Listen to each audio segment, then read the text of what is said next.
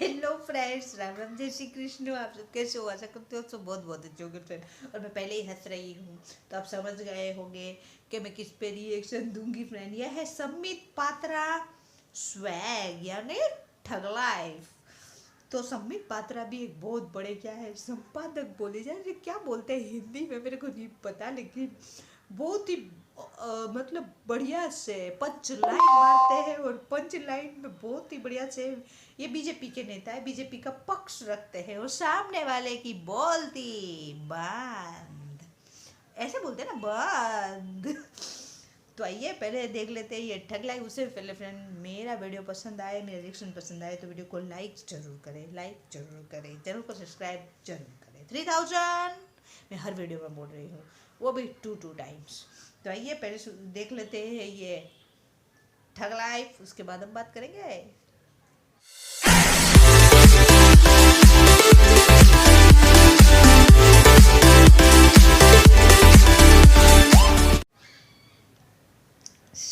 Start करके Congress party ने देश को आजाद कराया।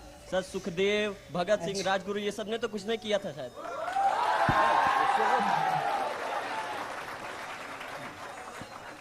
जवाब देना चाहेंगे? नहीं, वैसे सोनिया गांधी लड़ रही थी झुमरी तलैया से तलवार लेके, देखा तो नहीं आपने? हाँ, जेब में था चिल्लर, साथ वाले किल्लर, काम करे कांड वाले लाइफ बेड़ा थ्रिलर, घूमे फिरे बस्ती में दिन रात, काम किया बेटा खड़ा किया पिल्लर। कांग्रेचुलेशन सर आपकी जीत के लिए। पर मेरा सवाल आप ही से है क्योंकि सत्ता पार्टी में आप ही हैं। तो जैसे कि पंजाब में बहुमत नहीं आ पाई, तो आपने कहा कि जीत का श्रेय प्रधानमंत्री नरेंद्र मोदी को है, तो पंजाब की हार का श्रेय आप किसको देना चाहेंगे? अच्छा प्रश्न है।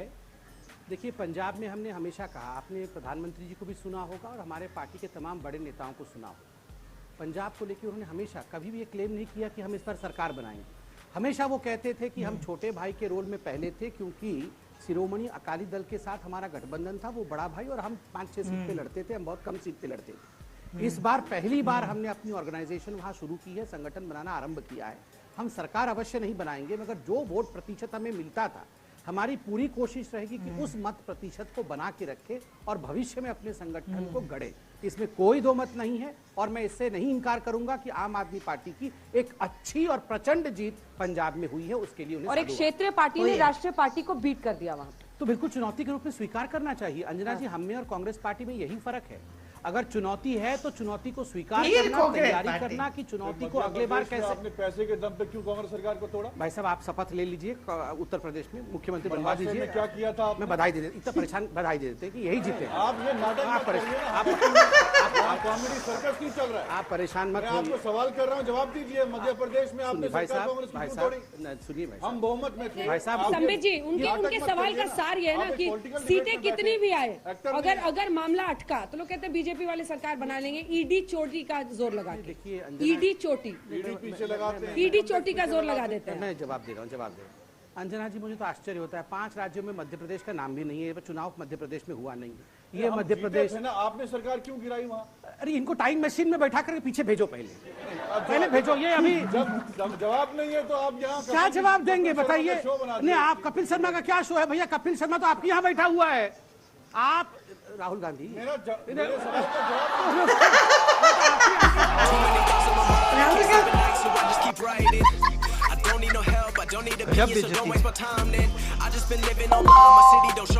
ले लीजिए, 5 राज्यों में 790 सीटें हैं विधानसभा की। भारतीय जनता पार्टी के पास 399 थी, अब रह गई हैं 356, यानी गिरावट आई। 2019 के चुनाव में 2 साल पहले उत्तर प्रदेश में 49.5% वोट मिला था, इस बार 43% मिला है, 6.5% गिर गया। ठीक है, तो मैं ये कह रहा हूँ, बीजेपी हार गई है। नहीं, बीजेपी जीती है, अच्छी तरह जीती है। बाकी तीनों राज्यों का भी डेटा है, लेकिन इस जीत को, अगर आप एक पॉलिटिकल एनालिस्ट हैं तो आप भी जानेंगे पंकज जी कि एंटी इनकम्बेंसी को 4 बार, चौथी बार ये बीट कर रहे हैं। 2 विधानसभा, 2 लोकसभा चुनाव, उस नजरिए से बताया जा रहा है कि एक बड़ी जीत है। और बाकी 3 राज्यों में आप देखें तो इनकम्बेंट होते हुए उनकी सीट्स बढ़ी हैं, बड़ी जीत से प्रचंड जीत बताया। जी, बड़ी जीत है, लेकिन प्रचंड नहीं है। फिनोमिनल नहीं है। शब्द बदलने इस बड़ी जीत कहे, को या आप बोले तो जीत को हार कह दें। नहीं, इस जीत को इतना बढ़ा चढ़ा के कृपया मत बताइए। बढ़ा चढ़ाकर अपनी जीत बड़ी जीत है, प्रचंड नहीं है। कहना है कि आप हर जगह पर परसेंटेज में आप लोगों के अपने सवाल तैयार रखिएगा। अब सवाल भी हम जनता के लेंगे। जल्दी से एक कमेंट इस पर। वो कह रहे हैं कि आप बड़ी जीत लें। पंकज भाई तो एनालिस्ट हैं, पहले बहुत कांग्रेस की तरफ से डिबेट भी करते थे, अच्छे व्यक्ति हैं, मगर आज जो प्रॉब्लम कांग्रेस की है यही है, ये सुबह से बैठे ग्रामर की किताब लिखते रहते हैं कि ये प्रचंड नहीं है, ये बहुत है, ये बहुत नहीं है, ये वो बढ़िया है। ये खुद गर्त पे डूबे हुए हैं, ये देखते नहीं कि हम कितना डूबे हैं। ये जहाज भी डूबेगा, इसमें भी छेद होने वाला है, ये भविष्य में। अरे तैरो, आप समुद्र के गर्त में पड़े हो, हाथ पैर मार के तैरो, ये वो जहाज डूबेगा, इसमें छेद हो गया है, इसमें पहले 3 छेद थे, अब 4 छेद हो गए। अरे आप तैर के ऊपर आओ तभी जिंदा बचोगे, इतनी चिंता मत करो दूसरे के जहाज में कितनी छेद हुई है। If you think you're bad, I am your dad.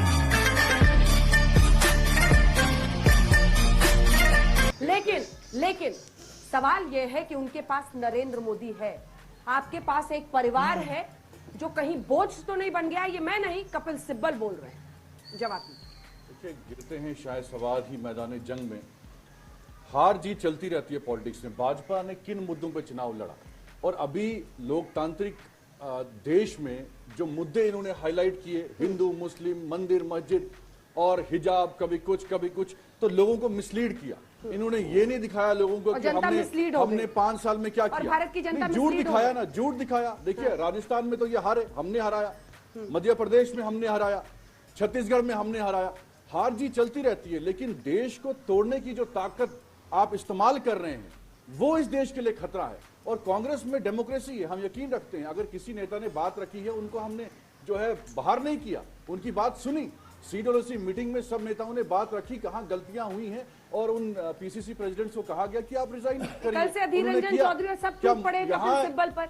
One man show नहीं, कपिल सिब्बल अगर पार्टी नेतृत्व पे परिवर्तन की बात कोई करता है तो इसको क्यों अनुशासनात्मक तरीके से गलत समझा जाता है? वो भी तो बेहतर ही चाहते हैं ना। कपिल सिब्बल भी तो पुराने नेता है ना कांग्रेस के। नहीं, वो कांग्रेस प्रेसिडेंट डिसाइड करेगी ना। उन्होंने तो बात उनकी बीजेपी की सुनी। CWC में फैसला हुआ कि इलेक्शन होंगे, नेता चुनेंगे किस नेता को वो पसंद करते हैं। CWC में तो एक्सेप्ट किया गया ना। ऐसा नहीं है कि सिर्फ मोदी और अमित शाह ही पूरा देश चलाएंगे, पूरी पार्टी चलाएंगे। कांग्रेस में लोकतंत्र पे विश्वास किया जाता है, और आप देखेंगे हम मजबूती के साथ पहले भी लड़ रहे थे और अगले चुनाव में भी लड़ेंगे, लेकिन विकास की बुनियाद, जवाब उसके बाद त्यागी जी के, ना कि धर्म के बुनियाद। आप धर्म, हिंदू मुस्लिम की पॉलिटिक्स करते हैं। नहीं, पहले तो मुझे बताइए, ये राहुल गांधी जी का नाम लोकतंत्र कब से हो गया है? मतलब ये हम लोकतंत्र बचाएंगे, हम लोकतंत्र पे विश्वास करते हैं, सब कुछ लोकतांत्रिक, मतलब ये क्या है? मतलब राहुल गांधी को किसी भी कीमत पे आगे बढ़ा के रखना है, चाहे गिरते हैं मैदान जंग। अरे गिरते गिरते गिरते समाप्त हो गए हो भैया, गिरते हैं उठने के लिए। वो उस शेर को पूरा तो करिए, गिरते हैं उठने के लिए, ताकि फिर से लड़े। गिरे ही जा रहे हैं, फिर भी बोल रहे हैं हम गिरते हैं, गिरते रहेंगे। ये क्या हार होती रहती है, जीत होती? अरे हार हो रही है, जीत हो ही नहीं रही है।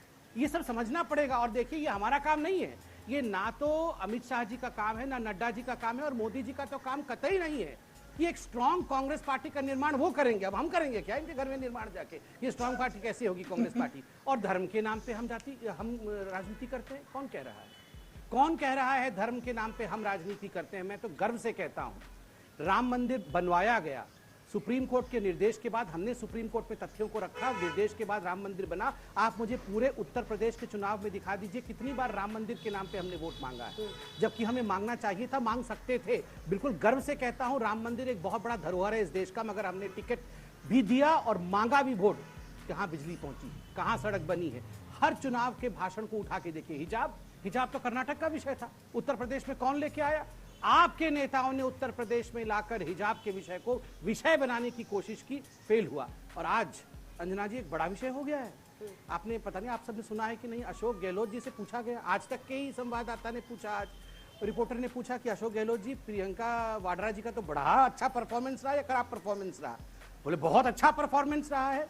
403 सीट में कांग्रेस पार्टी उम्मीदवार खोज पाई, यह अपने आप में कितनी बड़ी उपलब्धि है प्रियंका वाड्रा जी की। खत्म, bye bye, tata, goodbye, गया। मजा आया।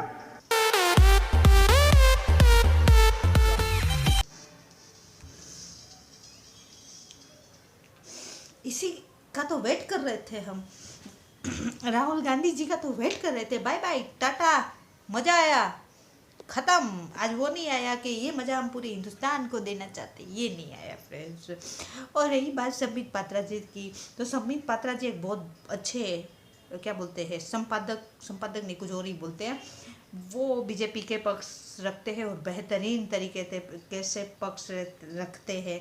कांग्रेस को बेचारी को बोलने ही नहीं देते कांग्रेस वाले जो आते हैं फ्रेंड्स। और वाकई में अभी के हालात में कांग्रेस के पास बोलने के लिए कुछ नहीं है।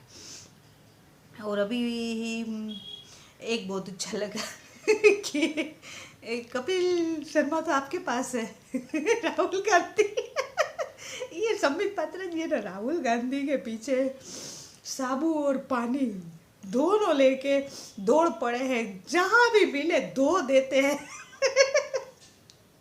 और इसमें बहुत अच्छे पॉइंट थे।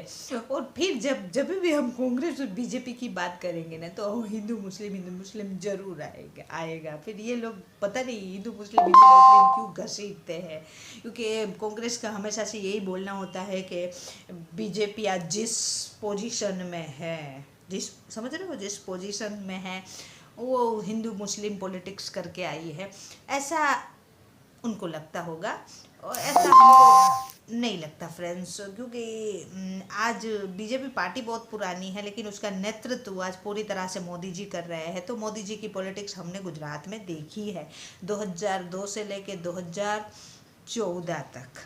तो हमने कभी ये मुद्दा देखा नहीं है गुजरात में फ्रेंड्स, हिंदू मुस्लिम उधर पहले होते थे दंगे फसाद, और अब है ना फ्रेंड्स कोई बेवकूफ़ नहीं है, सब पढ़े लिखे एजुकेटेड जनता है। पढ़ी लिखी एजुकेटेड जनता हमारे मुसलमान लोग भाई भी है, पढ़ी लिखी एजुकेटेड जनता हमारे हिंदू भाई भी है।